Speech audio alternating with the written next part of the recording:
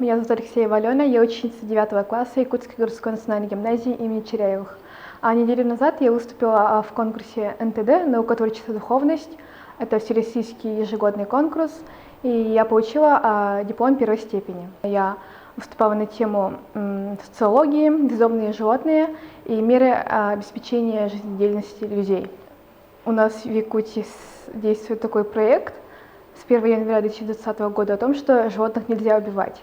Их нужно отлавливать, чипировать, осматривать и обратно отпускать на улицу, потому что эти животные, они не агрессивные, они не больные.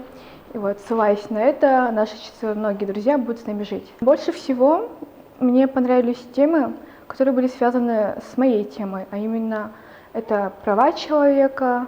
Я помню, там были девочки, у одной была тема о работорговле, а у второй про правовое государство.